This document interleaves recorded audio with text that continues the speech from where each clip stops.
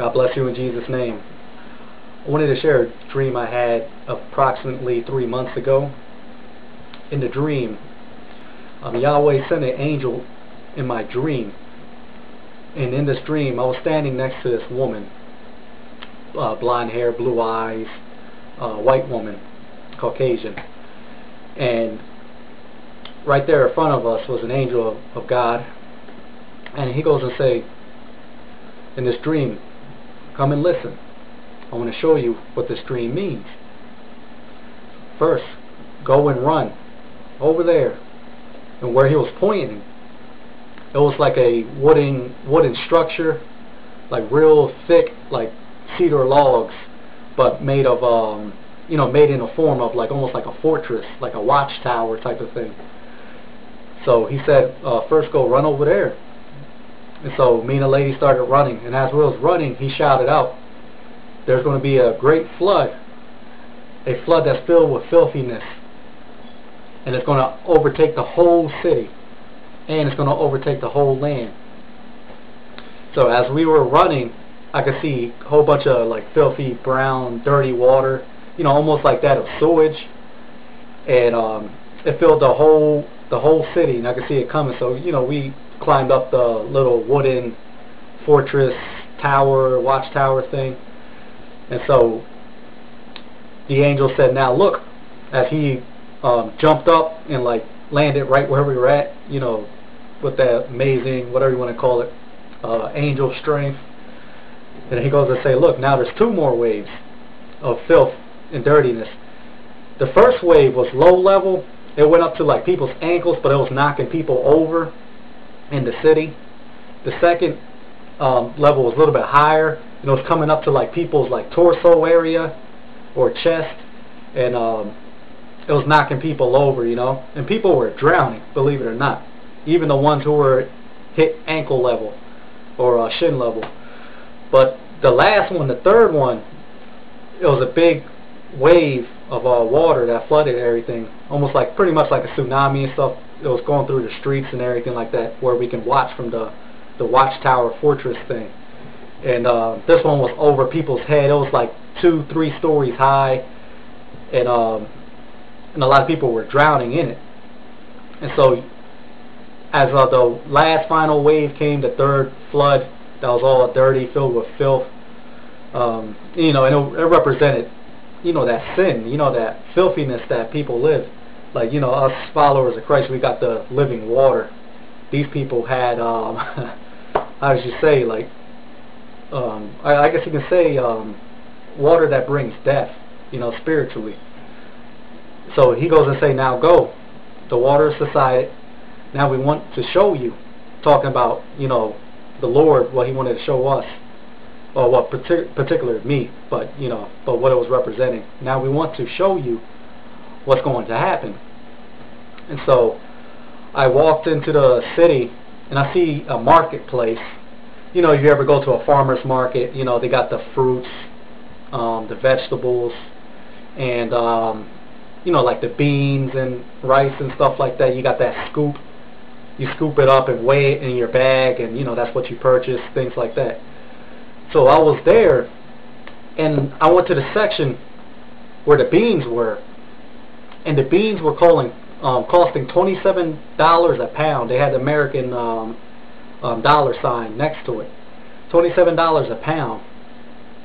And then I went to the rice section, and the bags of rice, I guess that's like about 10 pounds of rice or whatever like that. It was 72 or 72, I believe it was, or 67. Either or, because there was some other food items that were very, pricey. And then I was just like, wow, Lord, so this is what's going to happen when the Antichrist reigns for that 7-year, what we call the 7-year tribulation, when he's ruling. And man, I hope I don't have to be here during that time where food is rare and food is so expensive, and and people were like, in the streets, you know what I mean? Of course, they were haggling or whatever like that, and people complaining, but these people were wicked too, they wanted to,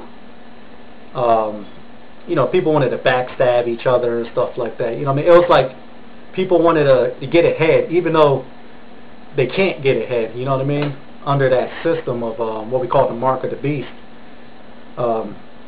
Even though they were in union, in mind, and purpose, but their ways, it's like someone in when you work like in a company or something like that. Yeah, everybody wants to get promoted and everything like that, but there's a lot of backstabbing going on, you know.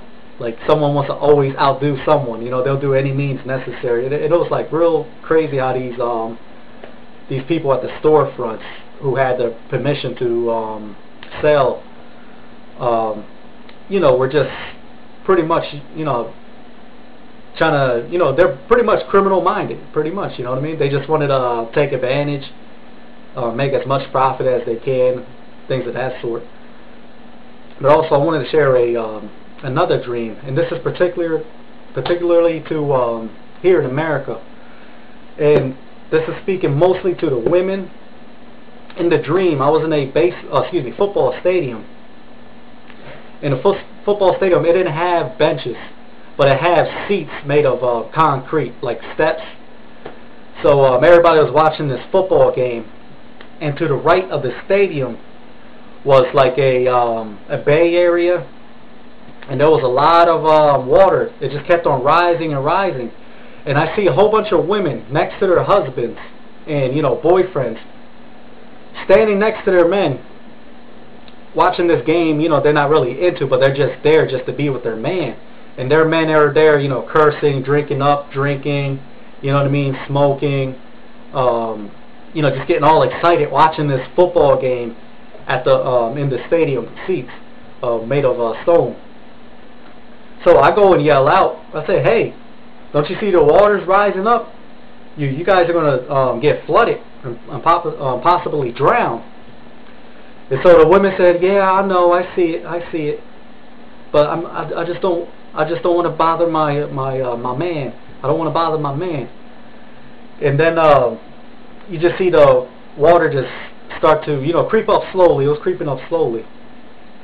And then as well, I picked up this huge Bible. I say it was about like 4 feet by 1 foot, you know. It was a rectangular shape, huge Bible. And so I walked down to where the football players were at, and the owners of the football players and stuff in this dream.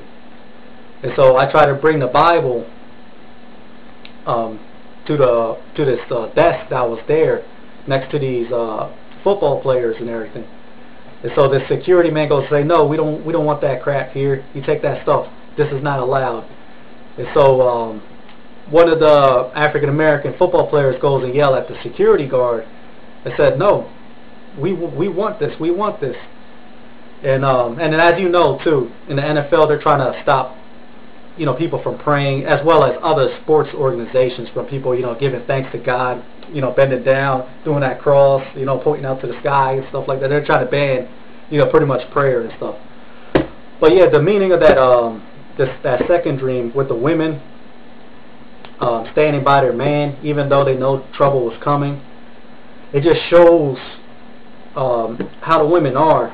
Like, they know there's trouble coming, you know, and the situation they're in is bound for trouble to come. But yet, because, you know, they want to be attached to their man, they want to be with their man, even though they're not being treated right, they're being ignored, and things like that. They still, no matter what, they'll sacrifice their own happiness, their own joy, and at times their own life and sanity to be with these men whose priority is to hang with their friends, drink, party, and just watch sports all day, you know. And like I said, and these people know, and a lot of this too, and this is for a lot of you women who are in the church, you're putting your man first, you know, for the sake of you're putting your man first, but not God first, you know. And you know, yeah, you gotta love your husband, you know, your boyfriend or whatever. You know what I mean? That's good that you love them, but never let it to the point where you have to sacrifice your relationship with God and His Son Jesus. Why?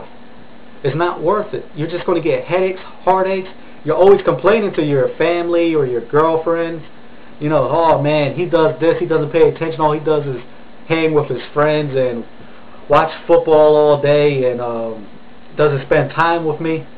But yet, you're helping feeding that problem. You're right there, right next to them. Just like, oh yeah, go baby, yeah, oh yeah, they're winning, you know. And you know, you had no interest in it, had no love, but just because you want to be with them so bad, you want them to change so bad, you're just there. You're supporting that bad habit. And look, and like in that dream, the water was coming, the trouble was coming to flood the whole place. But for what? For what? You're gonna let yourself, your soul, your mind get destroyed for the sake of a man? Seriously, you know, yeah, that might be your husband, that might be the, you know, the man of your life or something like that. I'm not saying go divorce him and stuff, but I'm just saying this is the principle. Don't give up your integrity that you have with God, your relationship with God, for the sake of keeping a man whose priorities is not you, whose priorities is not God. His priorities is just to be in revelry, aka partying, drinking, you know, and let's be honest, and sometimes some of you women, you knowingly know your man is cheating, caught him so many times, so much evidence, but yet you still want to, quote unquote, save the relationship. I want to change him, you know, but you can't treat a man as a project. But so that's what I want to share with those two dreams. The one about how prices are going to be rising so much, you know, and also as the dream about, you know, how the women sacrifice their integrity. So I just want to share that. God bless you in Jesus' name.